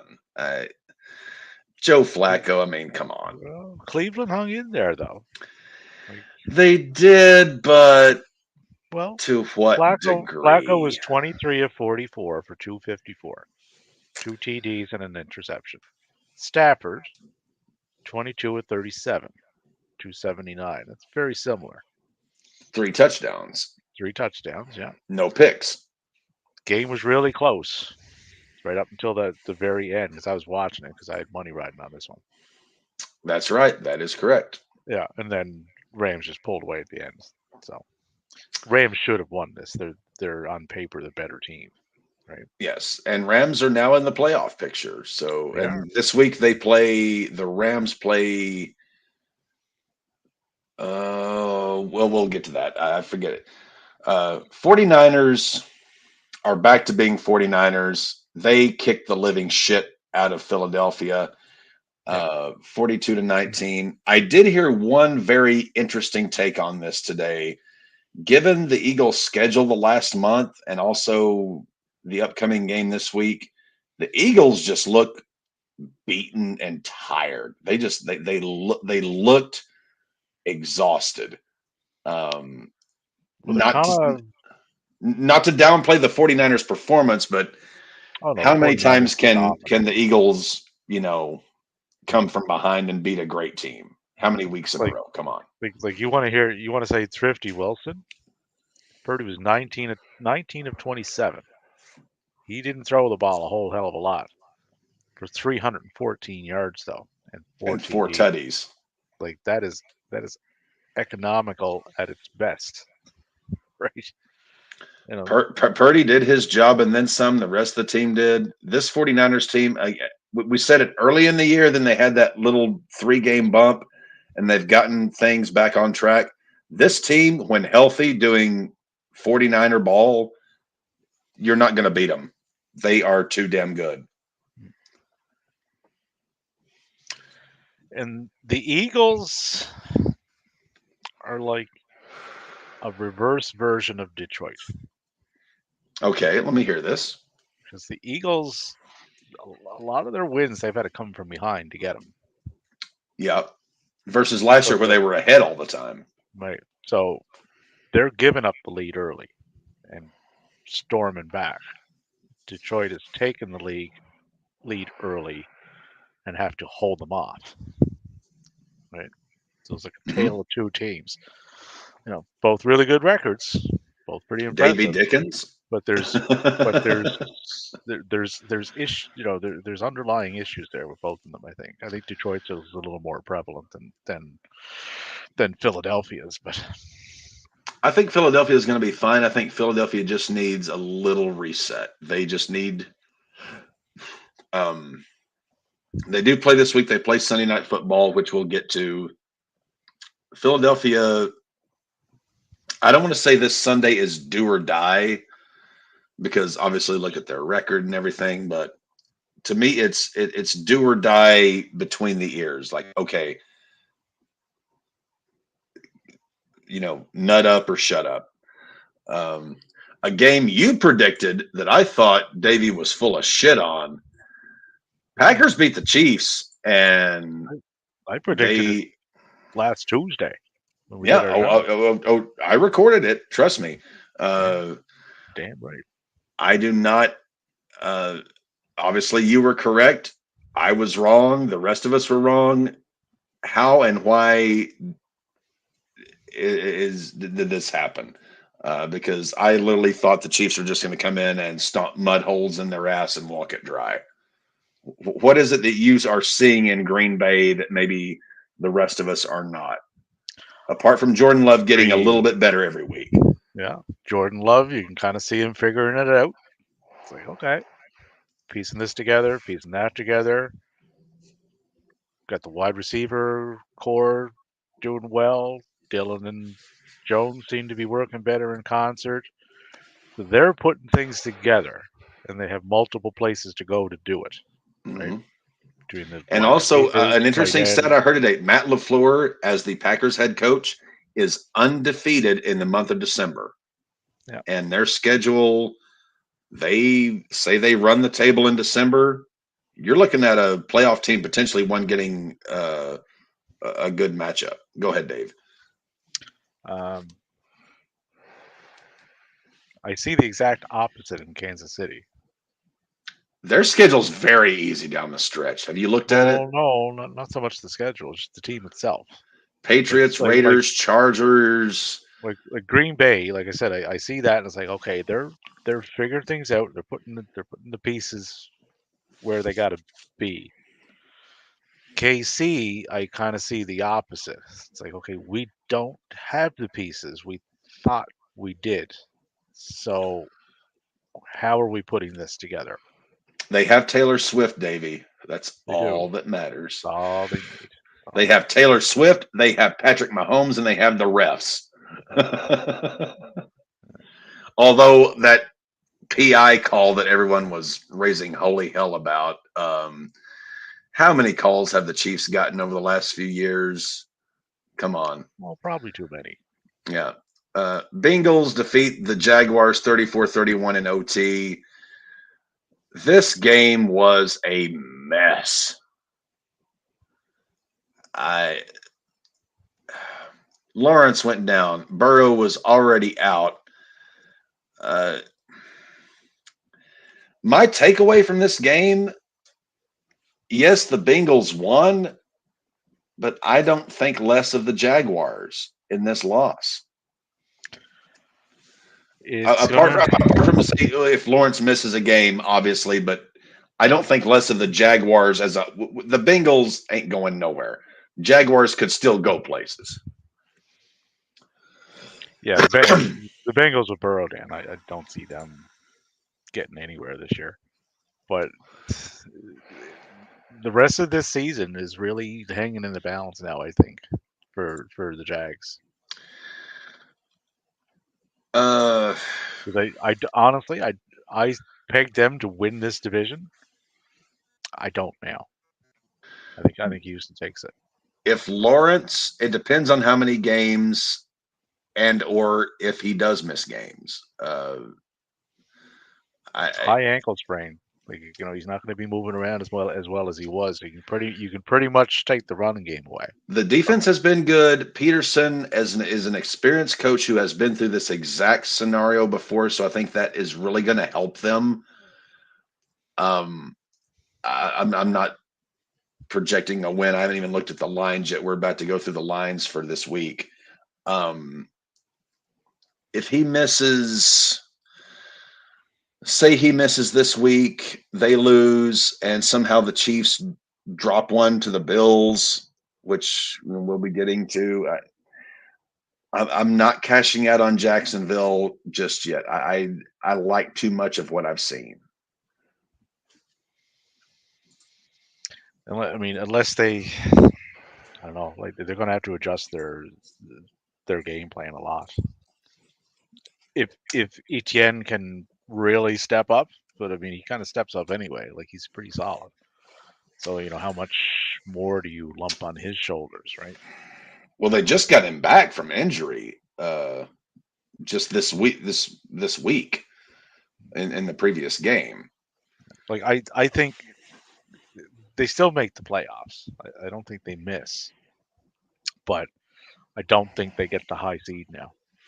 Like we were talking of them of potential number one seed. Potentially. I think you see them playing one of those seeds instead in a road game. Quite possible at this point, given Lawrence's injury. Yeah. Our Thursday night extravaganza. Davey, it's your team. The Patriots at the Steelers. Let me get my pad out here since it's just the two of us calling these games this week. Just for pure record here. So Patriots at Steelers. Pittsburgh are 6-point home favorites. I'm going Steelers here. You bring up my little schedule here so I can follow along. The multitude of. I think this is going to be maybe as ugly a game as we saw, but with the Chargers. But I still see the Steelers somehow winning this. Pittsburgh will take this, yes. So that's. Let's say New England's on the road. Doesn't fucking matter. They could play on they could play on the fucking Jericho cruise and still lose. Just because I'm a Raiders fan, it's showing this one. It's out of timeline, but Vikings at Raiders. Vikings are 3-point road favorites. Vikings are coming off a bye week. I think Vikings take this one. Would I bet the 3 points? Maybe not, but I'm taking Vikings here. I would take the Vikings myself, yes. So we got 2 out of 2. Ain't bad. 2 out of 2 ain't bad. Buccaneers at Falcons. What a shit show this is going to be. Atlanta are supremacy of mediocrity. That's more or less what this is. Yeah. Falcons are 2.5-point home favorites. I'm taking Tampa Bay here. I'm taking Tampa Bay too because they impressed me a lot more Sunday. We've agreed on 3 straight. This is getting weird. It's getting weird now. Oh, I'm sure this will go off the rails shortly. It's you and I are not supposed to agree as much as we do. No. But we are the resident geriatrics of the RAWBall podcast. So there you go. Lions at Bears. Lions are 3-point home favorites. I am going Lions all day here.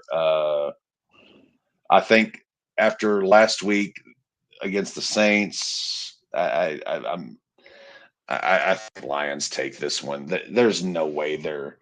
I'm going to go the other way and say Detroit. Oh, Yeah. all right. You're you're taking Chicago. No, I picked Detroit. You I, I, picked the said- Lions. You no, I picked was the Lions.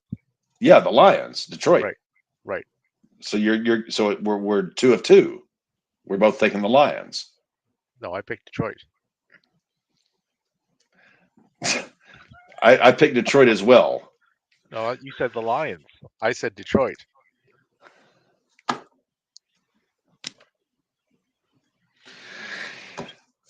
So we are both in agreement that we are taking the football team from Detroit who is traveling to the Windy City to win this game. Am I in Are they, any level of falsehood in are they assuming that one?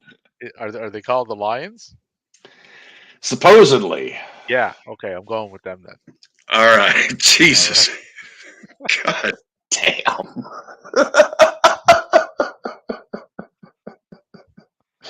Avion naive. Mm, Colts at Bengals. Colts are 1-point favorites. I'm going Colts here. Colt 45. Drink it up.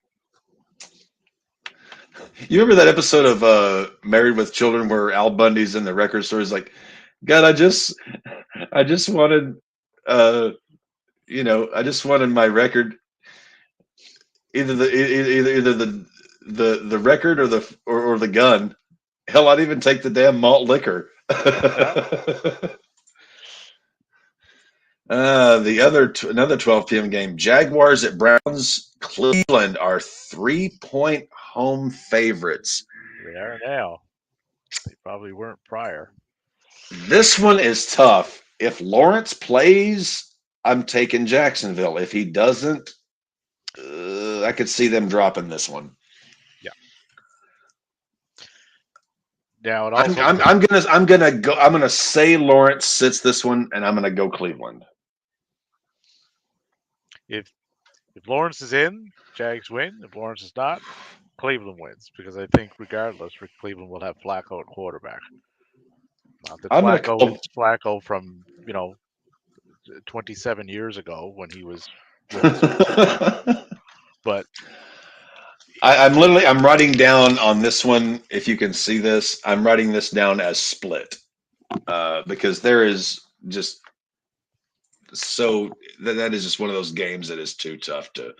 yeah, to for right now, pending the most handsomest man in the NFL status, I'm going Cleveland. If that changes, Jacksonville. Yeah, it depends on if Lawrence plays. Panthers at Saints. Saints are 4.5-point home favorites. Derek Carr is banged up to no end. Still going Saints because they're playing Carolina. But Carolina is so Jameis bad. Winston is a turnover machine. But Carolina is so bad. They are, but damn. If Carolina was playing New England, I would pick New England. And everybody knows my thoughts on New England this year. I'm gonna pull a Matty here. Oh, I am gonna take the Panthers plus 4.5, just because I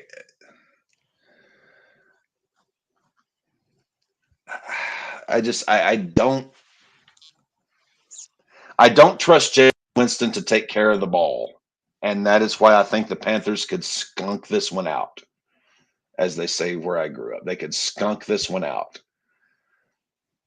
Texans at Jets. Holy fuck! Texans are 5.5 road favorites. Texans all fucking day. yeah. Texans may win twice here. The Jets don't even know who. Here we are. It's Tuesday, and we haven't heard. The quarterback they wanted doesn't want to play. I mean, what the fuck? Another 12 p.m. game. Rams at Ravens. This one is interesting. Ravens are 7-point home favorites. If I were a gambling man, which I'm not, I'll play fantasy. I'll play fantasy football. I'll play poker with my friends. I do not bet on games. But if I were a gambling man and you gave me this line, I would take Rams +7 all day. I think Baltimore has played several good teams at home this year, and Baltimore has beaten them.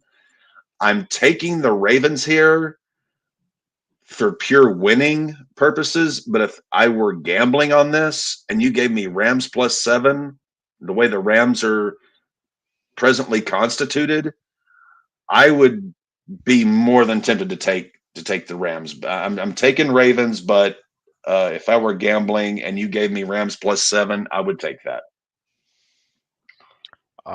Baltimore will win this. Probably quite decidedly, actually. You think it's gonna? You think Ravens -7? Mhm. You would, if you were betting that, you would still take Ravens -7. Mhm. Okay, all right. Hey, fair enough. Getting into the afternoon slate. This is an interesting one. Seahawks at 49ers. This will be the third time, or no, second time in 3 weeks these two teams have played each other. First time was in Seattle. 49ers decimated them. This time it's at Levi's Stadium. The 49ers are 10.5-point home favorites. The way the Niners are playing, I got to take them. 10.5. I wouldn't bet -10.5, but I would take them to win. From what I've seen, the Niners will take this. Like they're just a machine right now. Like they're not to be messed with. So we've got unanimous there. All right. Bills at Chiefs. Chiefs are 2.5-point home favorites. This to me may be the toughest game of the week to call.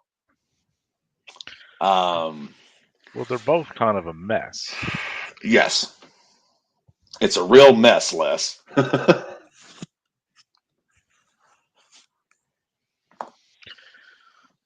After careful consideration of the situation and taking in all the parameters and measurements, I will be going with the Bills on this one. Oh. KC takes last 2 in a row.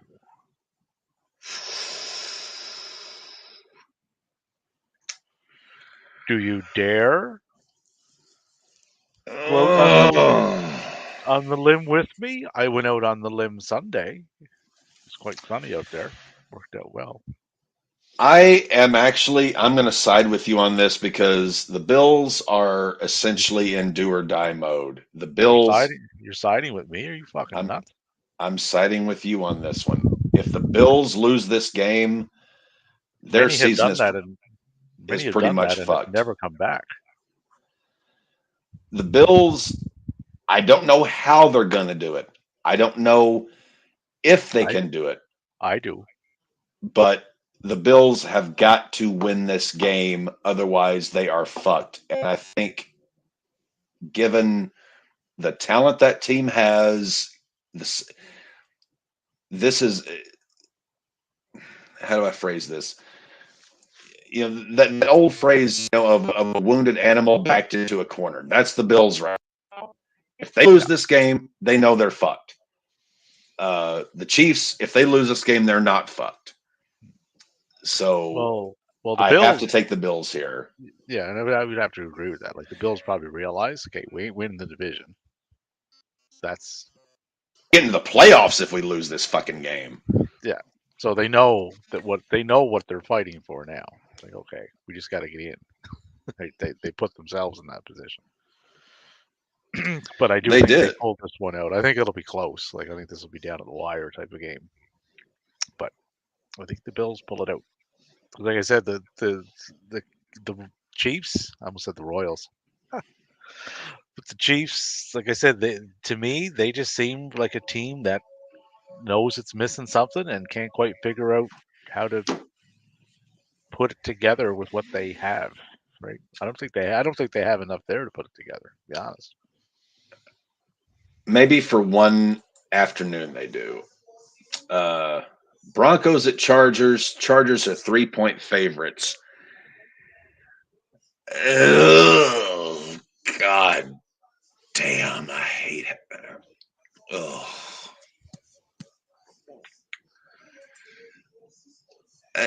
I'll go Fuck. first on this I one. hate this game. Go ahead, Davey. I gonna hate go- this game.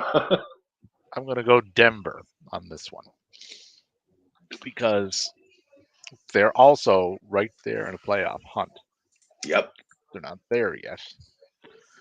They're outside of what we seen from Russell Monday with the three with the three interceptions. Mm-hmm. That's not what Russell has been doing, right? I think that was more of an outlier than anything. Yes. They're a team that are less prone to fucking things up at the wrong time. That is not something that I can say about the Chargers. And their performance this past Sunday has done nothing to instill me with any confidence whatsoever in this team, in any facet of what they do.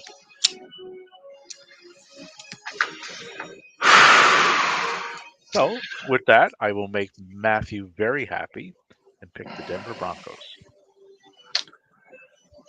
I am taking the Chargers here, Oh, my sweet. and I will explain why.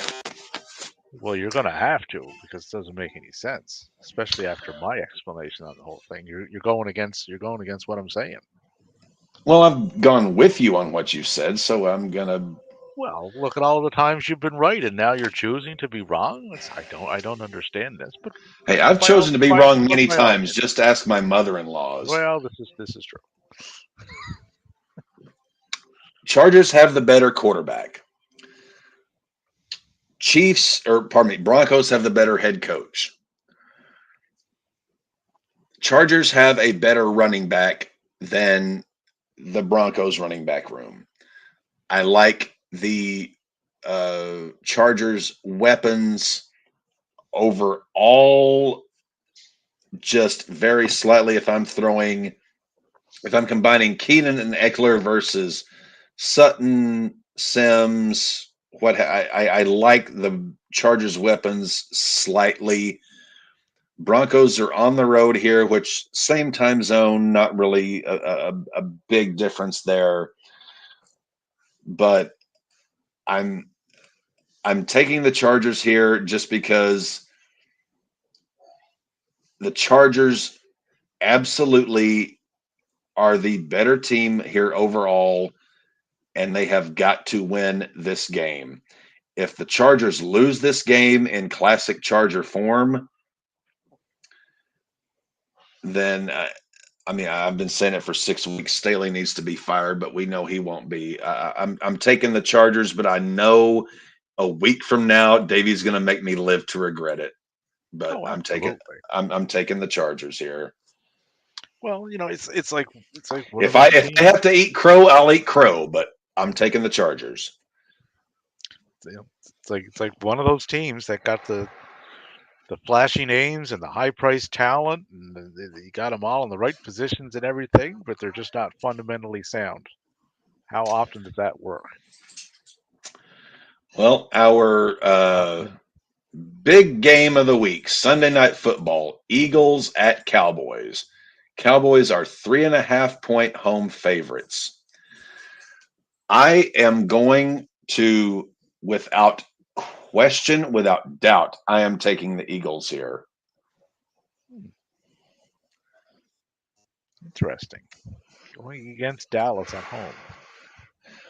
Because this team is better. They have the overall better team. They have the better coach. They laid an egg against San Fran. They are going to be out for redemption. Dallas is prone to do Dallas things. I think it's going to be a slobber knocker, to quote the great Jim Ross.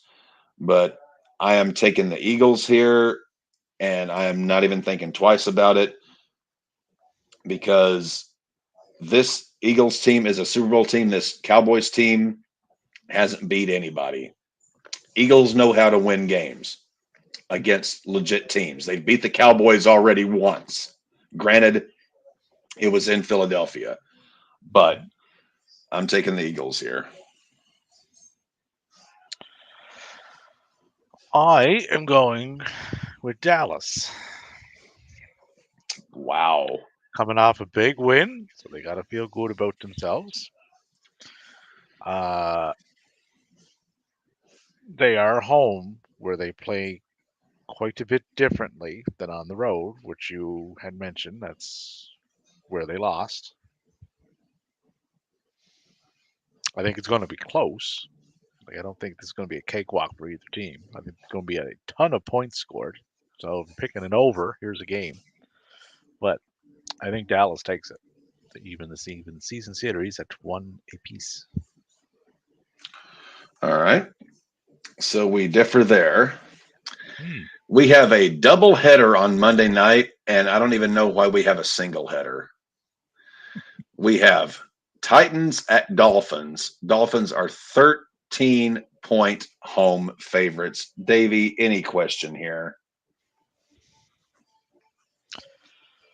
I have little to no interest in this game. Tennessee's been done for a while, right?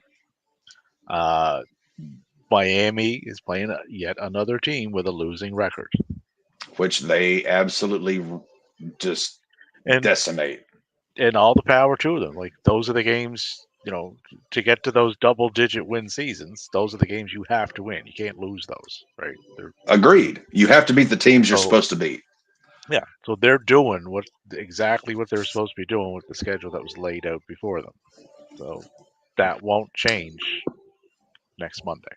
So Miami will pick up another win to basically solidify their division. Like, they've essentially won it already, but I think that one will put the lock on it for them.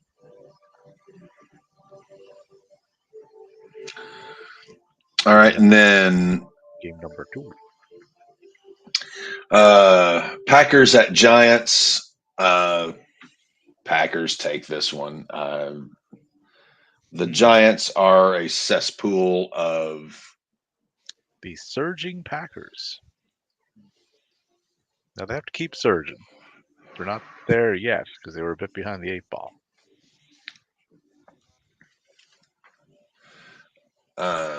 So you're taking the Pack here? Yeah. Okay. But it wouldn't surprise me if Green Bay somehow sneaks into a playoff spot. So it'd be a low seed. Like the last one. But it wouldn't surprise me if they get in there. So Browns, Jags, we split that one big time. Panthers, we were out of sorts on. And then Chargers, Broncos, we were split. Eagles, Cowboys, we were split. But otherwise, we agreed with each other on all but 4 games. So take that as you will, RAWBall Nation. Cap and Davey are essentially in agreement on a bunch. We're not so different, you and I.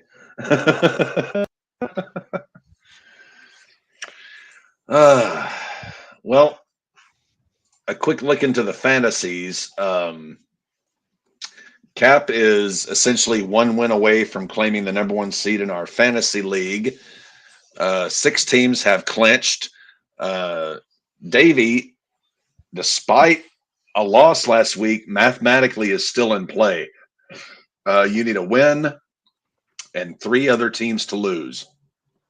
You played Devin. You played Dev, that's a tall task.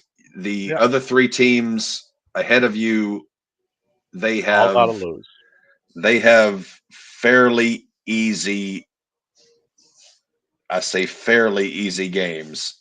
So a week from now, either Davey Callis will have pulled off the greatest miracle in fantasy sports history and have snuck into the playoffs with a 6-8 record, or Davey will be on the outside looking in because Cap, Dev, and Matty have already clinched. I'm pulling up your. Actually, I'm going to pull up your matchup right now as we speak. We're a little bit behind on time, but that's no biggie. Davies matchup this week. You're playing Dev. You're currently projected to lose by 7.6. Yeah, I just updated the line up there, pending any So- pickups, but there's not much left on the wire to. No, there is not.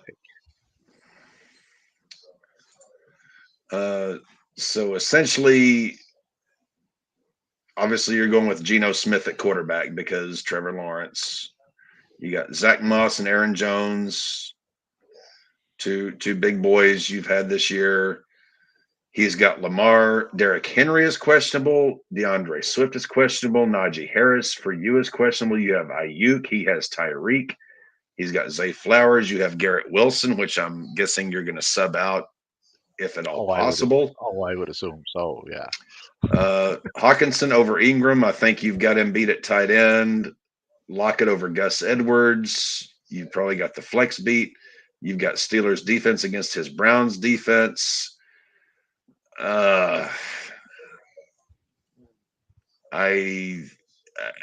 depending on if Lawrence plays, that could be close. $1 Bass versus Greg Zuerlein. He's got the Jets kicker. Davey, I'll just say this: if you somehow you manage to win, and the appropriate teams lose, and you make it to the playoffs, I'll win the whole thing. I wasn't going to go that far, but I was going to say you will have impressed me beyond belief with your just stick-to-itiveness and longevity. Same kind of as Matty had. I mean, Matty's the 5th seed, but Matty has faced such a tough schedule. I'm surprised he's even in. So it's the last week of the fantasy regular season. 6 teams have clinched. We've got 2 wild card. We've got basically 5 teams fighting over the last 2 spots. So it's going to be a fun day Sunday as we watch this whole thing unfold. At this point, I'm just basically I'm fighting. I have to play Matty this week, so I need to. If I lose, I still need to outpoint the Nashville FC and Dev. But it's gonna be a fun little Sunday. Well, you don't want to finish. Two playoff spots for 5 teams. So 5 teams are fighting for 2 playoff spots. But you don't want first seed because the first seed will play me, and that's pretty much a loss.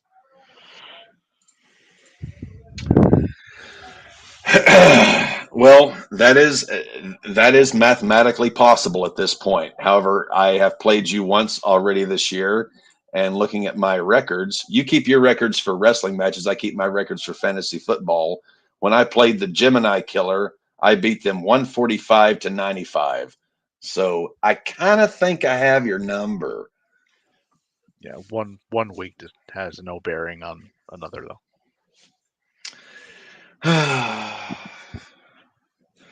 Alas, it would be like saying the Yankees and Red Sox all-time head-to-head series is who the fuck cares? They've been around since the turn of the century. Doesn't matter. Right? Playoffs. The playoffs. Right? That's what matters. And if I'm in there, I'm fucking winning. Period. I was showing my brother the current situation in our fantasy league, and I was like, I do not want to have to play Buck. I do not want to have to play Matty. I do not want to have to play Dave. I do not want to have to play Dev. I do not want to have to play John. So it's like, of all the potential playoff matchups, it's like, I don't have to play anybody because my team is constructed to where I don't really have one particular, or I don't have like studs necessarily. My team is constructed as a team, and I need the entire team to play well. And I'm very worried that because 2 years ago, I was exactly where I am right now. I was the number 1 seed. I had scored the most points of anybody. First round of the playoffs, I got bounced. I didn't play last year. That was 2 years ago. I do not want to see that happen again because I could have a conniption fit. You do not want to see Cap have a conniption fit on Eric. Go back to opening day of MLB when Cap had a conniption fit over the White Sox bullpen usage. And that would be similar to what you would see should I lose in the first round of the playoffs. And sometimes that happens with points scored. It just doesn't work out. I remember 2 years ago, I had the second most points in the league and missed the playoffs. It's just a fucking comedy of errors all year, losing by like a half a point. Well, that's why they say in any given Sunday in RAWBall land. But Sunday RAWBall, last week of the fantasy regular season, I'll be here. Davey will be here. Matty will be back. Dev will be here. I play Matty. Davey plays Dev, so we're all playing each other this Sunday. So it's going to be a pretty fun Sunday. So I would definitely follow us. This could be the most fun week of the RAWBall goes red zone because once we get into the playoffs, who the fuck knows what's going to happen? But the 4 guys in the RAWBalls are playing the 4 guys in the RAWBalls. We have 5 teams fighting over 2 playoff spots, so it's going to be a very intense Sunday. I'm looking fucking forward to it. I'm making some fried chicken, some mashed taters and gravy. I'm going to be having some beer, relaxing, watching football, hanging with my friends. It's going to be fun. Davey, anything you want to plug before we sign off here tonight? I believe Thursday, if all goes well, we'll have the Crew Day podcast recapping the week in the professional wrestlings, everything from Raw to NXT, AEW, Ring of Honor, Impact, SmackDown, New Japan, Stardom, and everything in between. So if you want to get up to speed on what's going on, we are your hookup for that. Some thoughtful Davey Pop is insights, your hookup. Holler if you hear him. thoughtful insights, critiques, things that we think might make things a little bit better. So no bashing, no tribalism, just honest takes on what we think. So well, that's what you get from us. Cap will be back here for Sunday. It's going to be a fun day. We'll be back here next Tuesday for the RAWBall recap of Week 14 and getting ready for the RAWBall playoffs. As we get further and further along into the winter, more and more baseball news will come about, which we're all about the ball bases here on RAWBall. I will quote our leader, Matthew Laws: stay happy, stay healthy, stay hydrated, don't get arrested. Ball out with the RAWBall podcast anytime we are on. It is going to be it is great fun. Join us for whatever it is that we may do. Davey, thank you. Go ahead, Dave. There is a pay-per-view this Saturday as well. NXT Deadline. So there may be a show for that. So stay tuned. Could be a joint Saturday. Venture. That is Saturday, yeah. So that could be Saturday. A joint venture. Okay. I've got a doctor's appointment Saturday afternoon. So I probably will not be present for that, just so I can actually, I know it's later in the day, so I can actually relax and enjoy my Saturday, but I will definitely be here Sunday. But if I'm just hanging around, I will check in on the phone and hit you fellas up. Absolutely.